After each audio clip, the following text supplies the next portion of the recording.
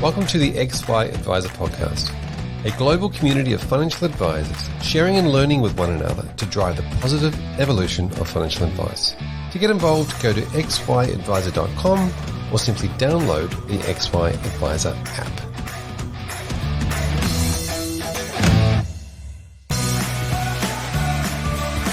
This series is brought to you by Super Guardian, a specialist self-managed super fund administrator known for their client-centric approach to their full-service solution. If you need SMSF support or CPD, check out their Knowledge Centre or sign up for Super Guardian updates at superguardian.com.au.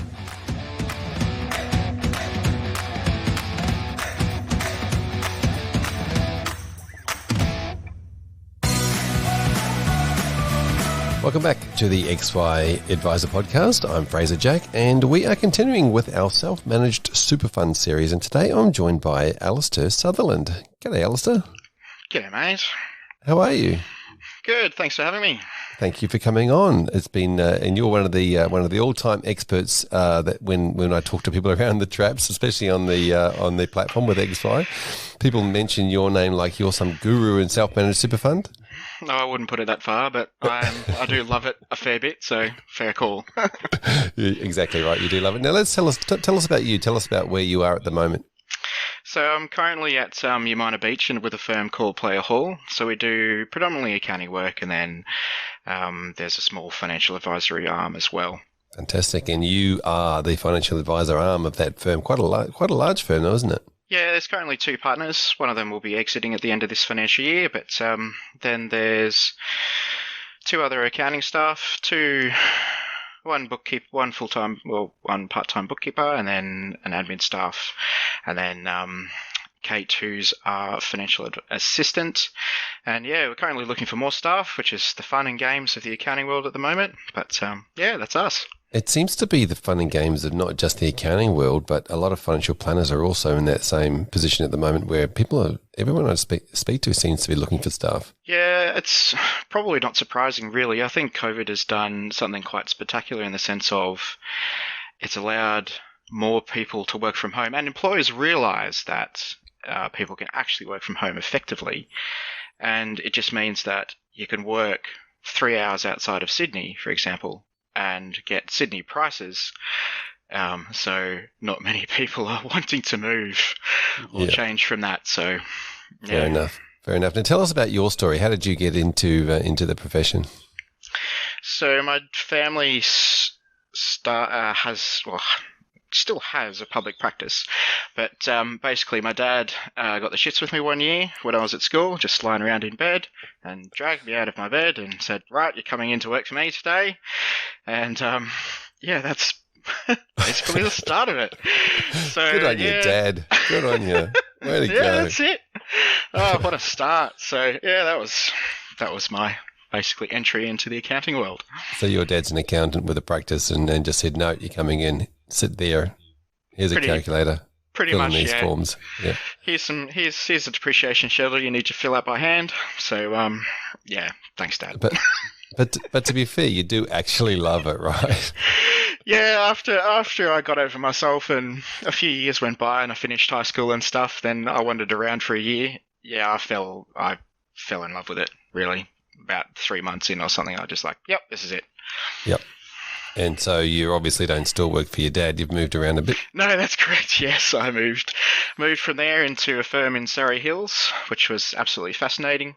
I dealt with all of the guys in the entertainment industry, actors, producers, editors, VFX artists, everything. It's awesome.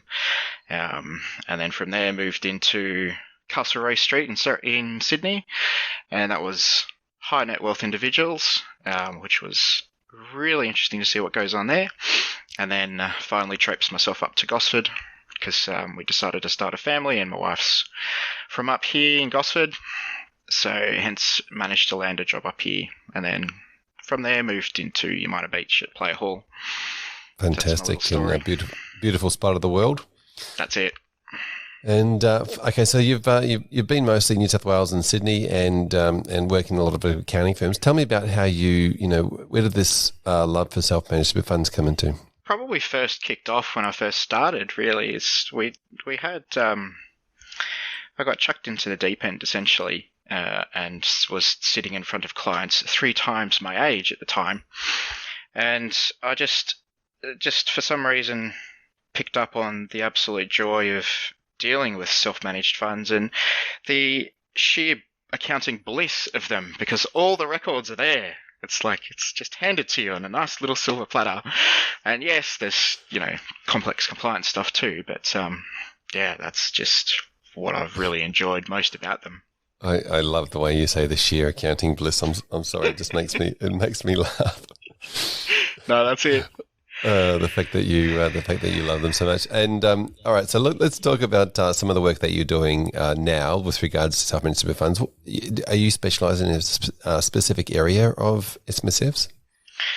I would say, yeah, business real property acquisitions would be where I find the most joy, and even utilising small business CGT concessions to shovel as much money as reasonably possible into the environment.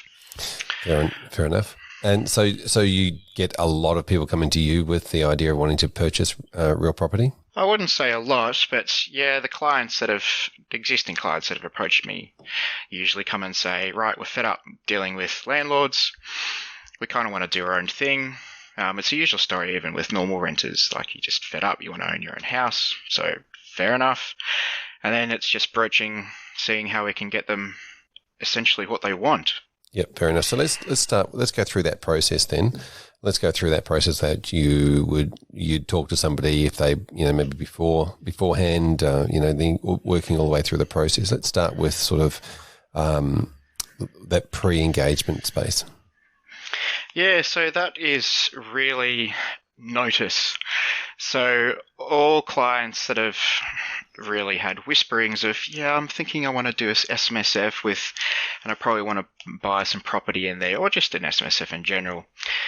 It's just enough notice, really, because we've had it in the past where client's done something and the next day said, oh, I just bought this property, I want it in my SMSF, and then we as accountants are just there shitting ourselves because of the sheer volume of stuff that needs to happen for this to actually work.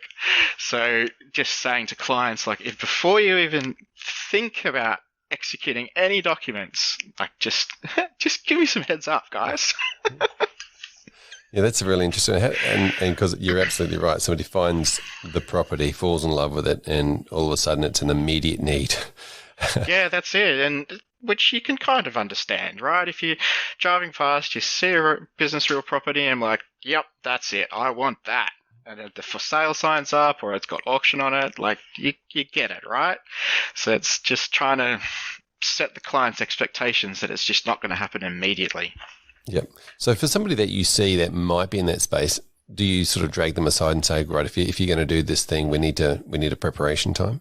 Yeah, that's correct. I mean, the minimum preparation time is roughly 28 days, really, which is mainly off the back of the ATO, because they are seriously looking into all ABN applications for SMSFs. So if something smells funny to them or they just want to take their 28 days, you can't do anything until you have that magical little ABN. Okay, so that's a really interesting tip. The very first thing you need to know is give yourself at least a month in preparation and notice time. Is when you see the business real property settling though, is it a bit more like, say, residential property in that sense where it can happen quite quickly, or does it take a longer time? No, settlement with business real property there's roughly the same amount of time as resis. The one I did recently, we did extend out the settlement time, I believe, by 2 months, just to give us all enough time to sort out funding. So that'd be certainly another recommendation is if you can extend out settlement, do so. Yeah, because it's not just obviously the setting up of the fund, it's the setting up of the funding that can take a long time, especially in this environment. That's it. So talk us through that process. Then the first part is around making sure you got time. What's the next part? It's really in engagement with all parties, really. So we're not really talking about the advice document process now. It's getting all your contacts kind of lined up, who you need to speak to, and then the rough and kind of who does what, and then at what time and when things need to be actioned. So communication with all these parties is absolutely critical, especially in this startup stage. Sorry. Do you take on that role of the organizer or the project manager, I guess, of that? Yeah, I do see myself like that, just because there's, from the client's perspective, one centralized person that they're really dealing with. So if the advisor takes on this role, then we know that everything is going to work reasonably seamlessly, and the client's only dealing with one, two people really at most through all of this with the majority of their questions.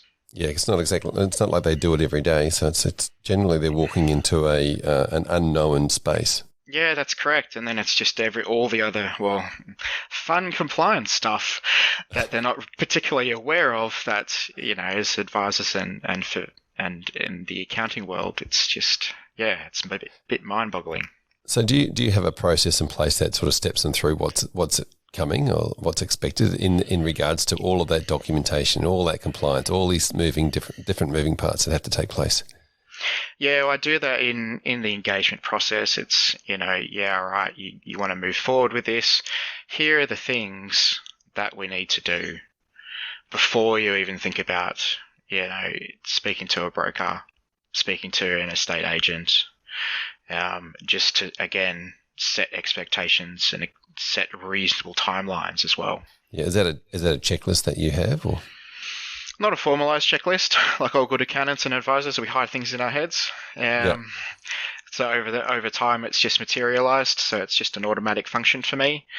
But yeah, eventually, I'd like to see this kind of a bit more formalized, because then at the end of the day, I need to train staff to do my job, and they need to know about this stuff. So yeah, and every little piece of the jigsaw puzzle that has to be put in place at exactly the right time. Yeah, that's it. And so talk to me about setting them all up, because obviously there's a lot of headaches. So I just think about it and it just goes, it all seems like it's in the too hard basket. Well, it is, I suppose, yeah. But if you take the approach of what I like to take, it's a challenge, but it's a massive opportunity. So it's just pushing that forward. And I suppose the setup process is getting the client engaged too. So what I did to my recent clients was I made them take the SMSF Trustee Education course, just straight off the bat, even before all this stuff started, to make sure they understood what was really going on. Because at the end of the day, they're the ones at most risk, followed by the advisor, then followed by the accountant and solicitor. Yeah, and so that's the ATO course? Yeah, it's run by a couple other third parties, but essentially, yes, that's correct.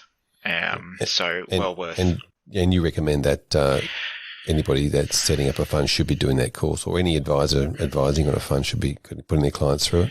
Yeah, I believe so, really, because the experience has told me over the years that clients see it as a shiny little bell, and they kind of set and forget it without realizing that they're actually required to put a bit of time, effort, and energy into this, because they've got a fiduciary duty, albeit to themselves, but. Yeah, exactly. But it'd be an interesting thing if you mentioned that and they went, oh no, like I don't have time for that, or it's pretty telling sign, isn't it, that they might not want to do all the other stuff that's required. Yeah, that's correct. And the ATO, and if you ever put that in writing to the ATO, they'll immediately knock the ABN application back. So it's just ensuring that, you'd probably never reasonably put that in writing to the ATO anyway. But it is a telling sign if they're not particularly interested in setting it up. Even just saying that to the client, if the ATO found out that you didn't want to do it, they wouldn't let you have it. Yeah, that's it. I mean, we had a recent ABN application knocked back because it was a solicitor. She had a lot of stuff going on, and her husband was going through some pretty serious cancer stuff. And the ATO deemed her to be not a competent trustee for the sheer fact of there was just no time to really effectively manage the SMSF's affairs. So a bit of a gut-wrenching thing for her, because there was other stuff happening, of course. But it's just really important. That would have been a really interesting conversation. It certainly was. I would have loved to have been a fly on the wall for that one. Wow, yeah. I don't think anybody likes to be told that they're not deemed as competent. No. Especially when you're in a professional seat. And that's correct. You pride yourself on being competent. Yeah.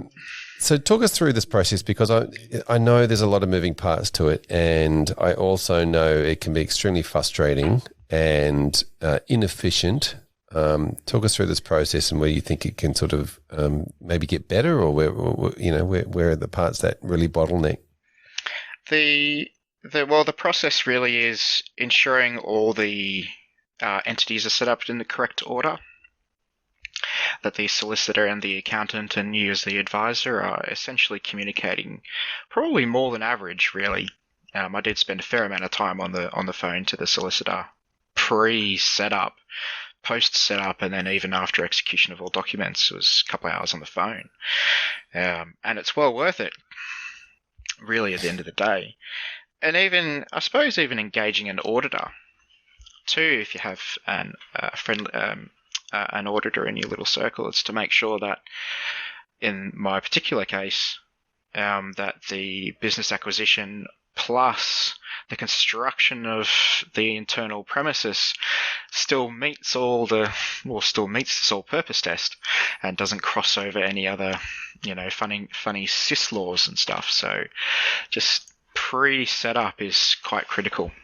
Yeah, it's interesting that whenever you hear the word auditor, you're thinking about a past tense, right? It comes in after they come in afterwards and they do stuff. So that actively getting auditors involved before stuff is set up is an interesting point. It just makes you aware, because the advisor, you've got a lot of stuff going on in your head and you can't reasonably across all things. So, I mean, look, you probably, hopefully understand the basic concept of SMSFs, but it's just useful to have that, backup of, I can go to this guy who knows his stuff, who's done this before. What are the things I need to be aware of?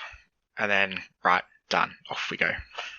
Yep. And obviously the setting up of that, once it's all set up and executed, like you said, getting things done in the right order, which is the hard part. This is a lot of project management for you, I'm feeling. What's after that? So once it's sort of set up and then purchased, how long does this take, and how long does your process take? If you mentioned the 28 days to start with, but yeah, so just as a timeline perspective, I suppose we set up.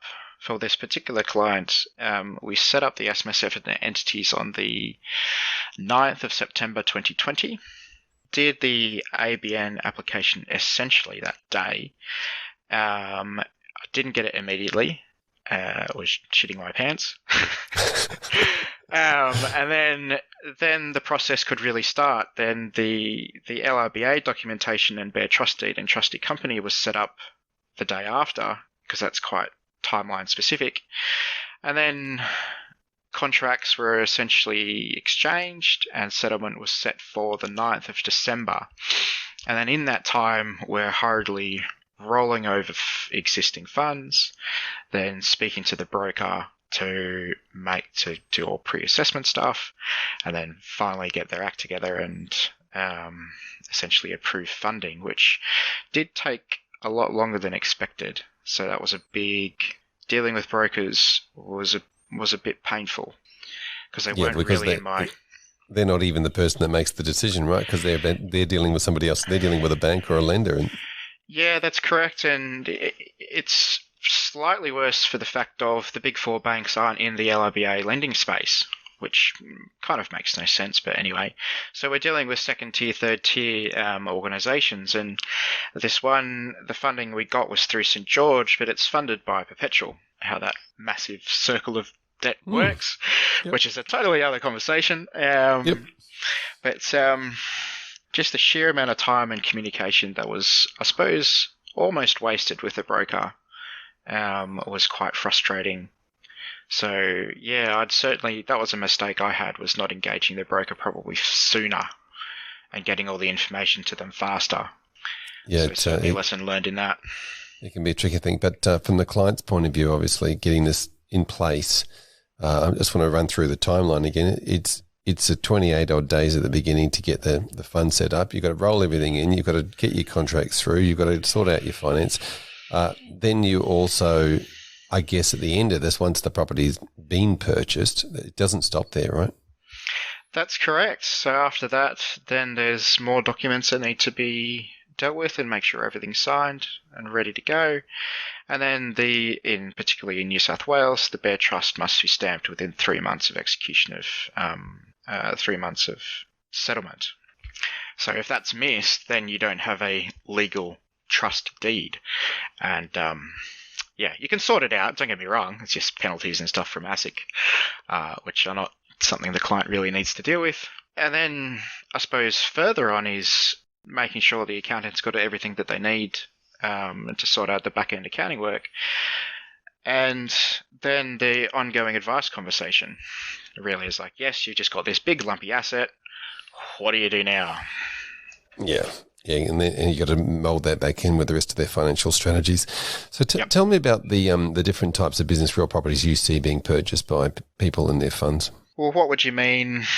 What would you mean for that? Because it's as in, because it feels to me like it needs to be a particular size or a particular. Can it be just a small office, or is it generally specialist showrooms or specialist factories? Yeah, in the firm that I'm with at the moment, there are a few that are mainly designed for manufacturing and warehousing, and then in the past, a few years ago, then there's more retail shopfront space for businesses, and the one recent client was a sound studio. So it can be, and then I suppose solicitors as well, their chambers. I've seen their chambers inside SMSFs, and then I suppose office spaces as well. I suppose it just comes down to whatever the client's industry is and what do they actually need. Mm-hmm. Tell me about the sound studio. That's interesting. Yeah, that's it. So he's a sound designer and engineer, and does some pretty cool stuff, and works for some pretty interesting clients in the film and TV commercial space. So yeah, he got kicked out of his old studio he was leasing.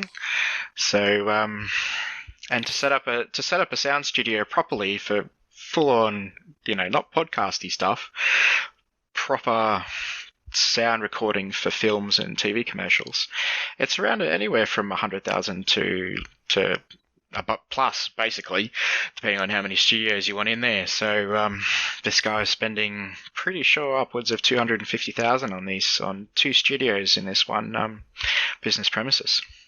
Yeah, you're absolutely right. When you got to do a specialist industry like that, and you've got to spend a lot of money on a setup of a thing, and then your lease runs out, and you've got to move it. It's not ideal.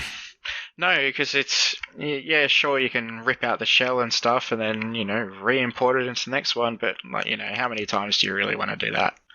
So hence, it was just solve the problem for the client.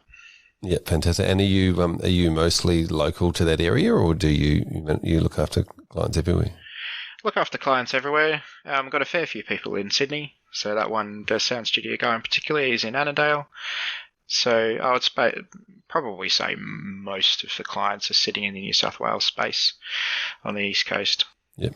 Now, when you are setting these funds up, and obviously you do have to engage with other professionals, it's a huge part about it. Tell us about that process, because sometimes people can be a little bit prickly with your first off, I suppose.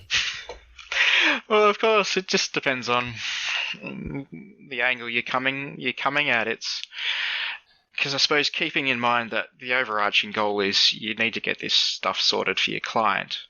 So, having the right people around you, from, you as the advisor to then dealing with the accountant and then an auditor and a solicitor and a broker.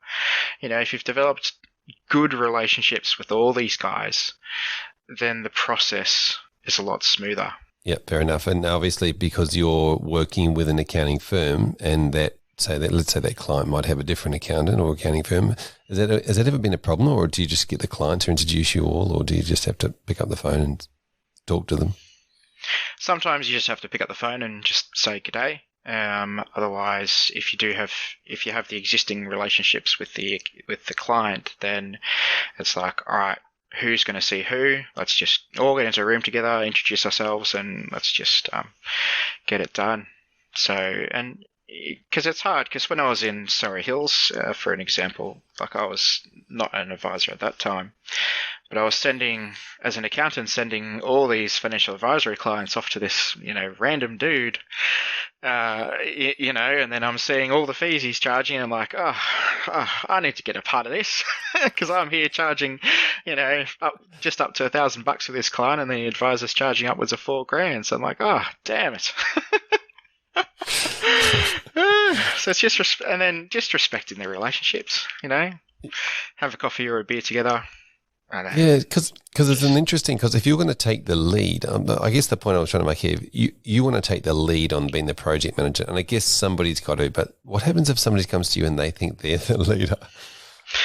It may come down to personality clashes, I suppose. For me in particular, if I'm seeing someone, as the accountant, seeing that the financial advisor knows their staff and, is dealing with me respectfully, and vice versa, of course, then I'm very happy to hand all that over to them, because that's, again, one less thing for me to worry about, and I know that they're going to be dealt with nicely as the client. So more than happy for that to happen. Again, if that doesn't work, then it's try to come to some form of compromise with the client, really, and get the client just a little bit more involved. Yeah. So do you act as the advisor and the accountant in many cases? In certain circumstances, yeah, that's correct. Just because of how I suppose the client gets the best of both worlds from me. Yep. And in some circumstances, you'll act as one, but not both. Yeah, that's correct. Because it just makes, it's either there's already an existing relationship, so I'm never going to step on any toes. And it sometimes just makes sense that the role is split. Yep. Fair enough. And with the communication, tell us about how you do that. Is that just constant emails and phone calls, or do you have a particular system in place where you can message people? It would mainly revolve around emails and phone calls. So it's just figuring out who the client wants to deal with, or are they happy for you to engage, your own circle of professionals.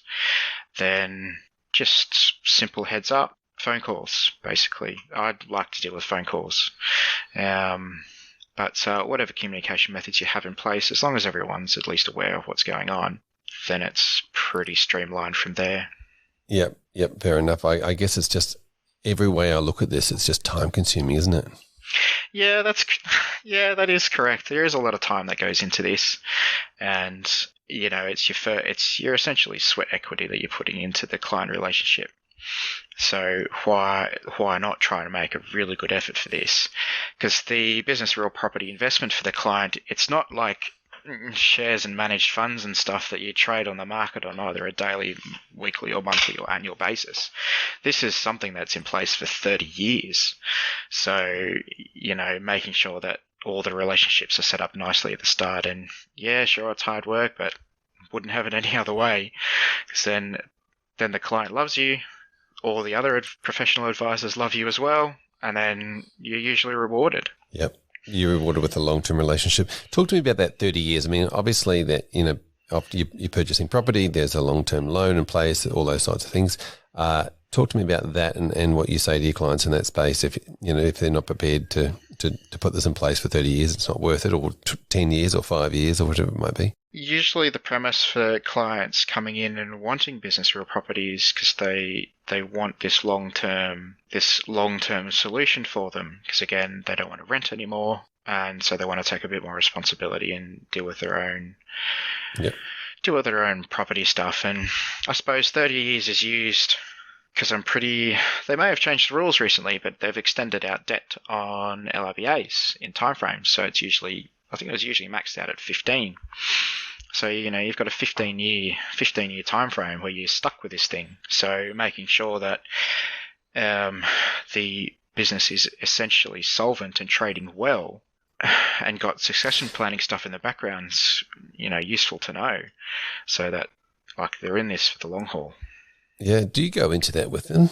as in their business plan, and if they're going to be able to, sustain their business and all those sorts of things? Well, that's correct, because again, as the advisor, you've got to think of the best interest of the clients. And I suppose if we want to drag the FASEA Code of Ethics in as Standard 6, it's the long-term effects of the advice for the client. So as the joy of being the accountant as well, I get to put my little hat on and do cash flow projections for these guys and say, is your business doing well? Can it support this? And if it can, let's go. Yep, fair enough. Now tell me about I feel like you've got a whole lot of stories inside you that things that went wrong, tips that you've worked out over time, things that went right, things that went wrong. Talk to me about tips and traps that you might have lined up there for, say, dealing with different departments. Yeah, I mean, as we've mentioned before, the biggest one is dealing with the ATO. That's your first major hurdle, because if you can't jump that one, then you're stuck. So lining yourself up, doing the SMSF, getting the trustees to do the SMSF trustee courses, it's just a good lead in.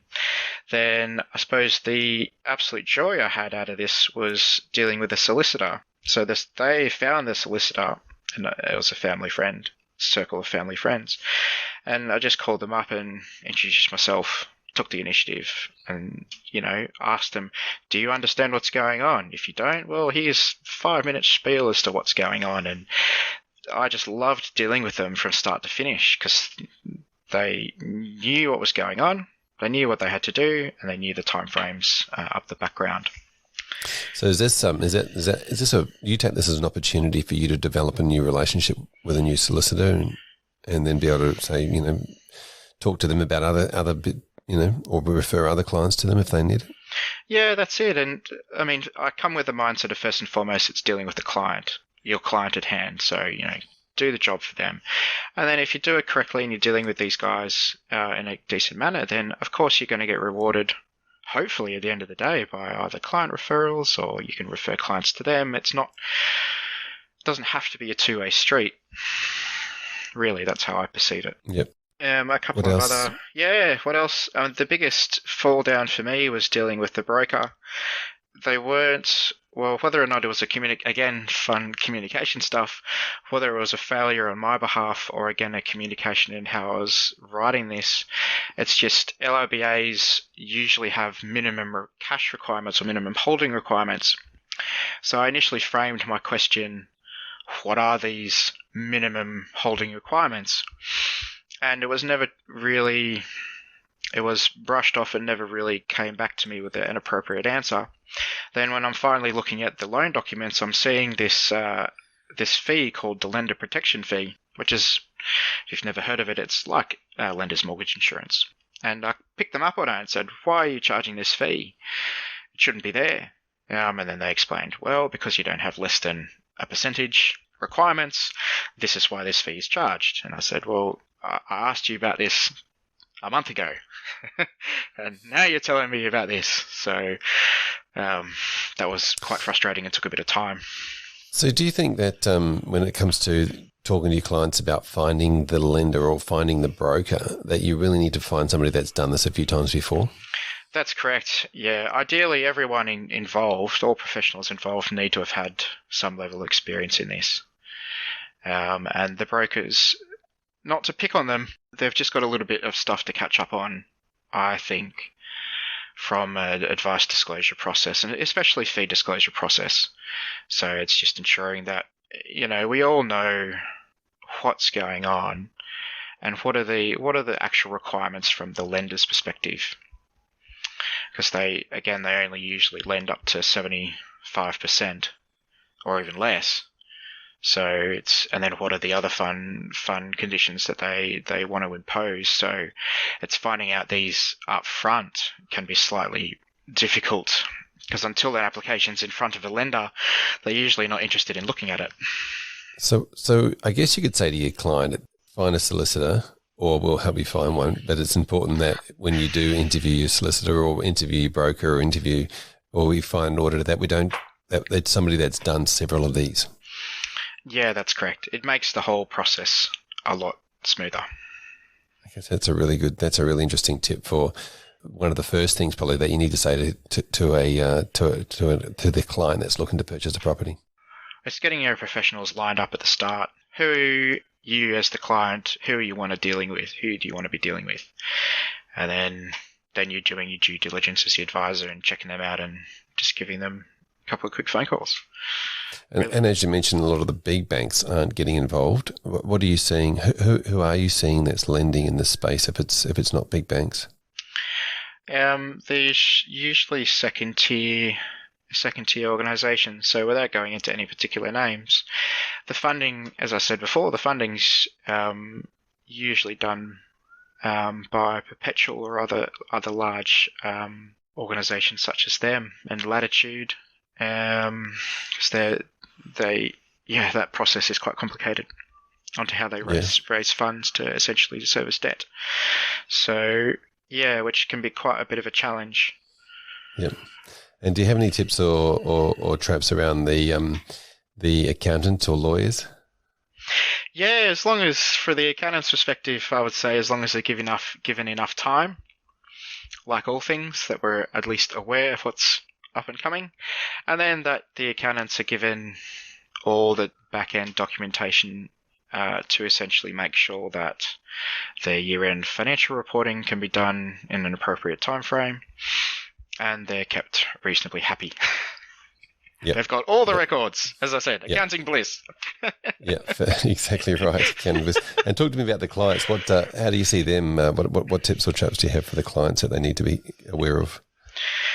Well, the critical one is really their understanding about what they're actually getting themselves into. So their time and responsibility, hence the course, their capacity to do so as well. So are they going to be in this kind of thing for the long haul? And then secondary to that is, well, the costs. So I don't think you'd get too much change out of $20,000 with all this, really, if you broke it all down.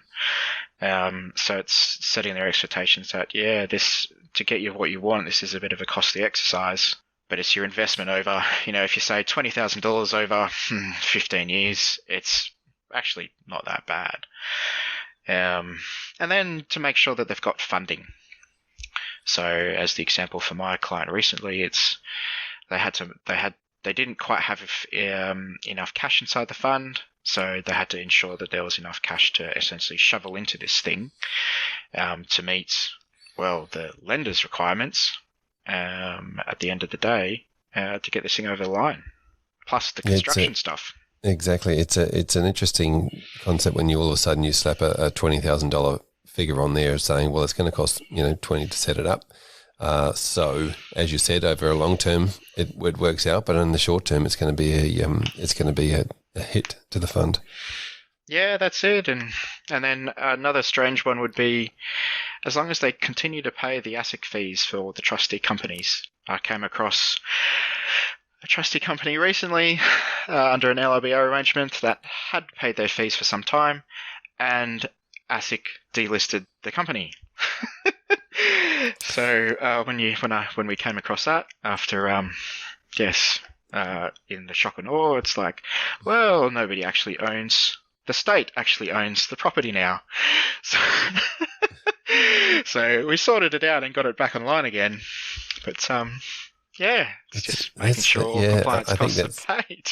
Yeah, exactly. I think that's obviously that's what auditing sort of thing does as well, doesn't it? They pick up on all that stuff, but it's once it's done, it's done. It's about fixing it. Trying to be proactive and trying to be proactive in a lot of states, a lot of circumstances. Yeah, that's it. Fantastic. Now, tell us about technology throughout this process, because I kind of feel like technology has improved some of this reporting stuff in a way, but then hasn't necessarily worked its way through the entire process. No, we're still dealing with paper signatures, which again, there's some ancient history involved with that. Communication has been improved in the sense of, if we're separated geographically, we can still reasonably speak and see each other's faces without too many problems. So I'm quite grateful for all the video conferencing systems out there. Do a lot of them still not accept the DocuSign type, online digital signatures? Well, it's just with trust deeds. There's funny rules around. Can they be executed correctly and legally with a DocuSign, with an electronic signature, or does it still have to be a physical signature? So there's trust law is quite ancient it's quite young in Australia, but ancient in the UK. So I think we're still hanging up on that a little bit. So not entirely too sure how they're going to resolve this. One of the other requirements is for me as a Justice of the Peace is to certify these documents. So I'm not entirely too sure if I can certify a digital signature, because again, what lengths do I have to go to check the IP address and make sure that the date and timestamp is actually correct, and what's the process involved in there? Because that's what the bank wants. They want certified copies of trust deeds. So yeah, interesting, isn't it? I guess citing and certifying is one thing, and then witnessing signatures is the next hard thing. I guess witnessing, the online signature. Anyway, that's probably not for us to solve. Yeah, that's correct. Yep.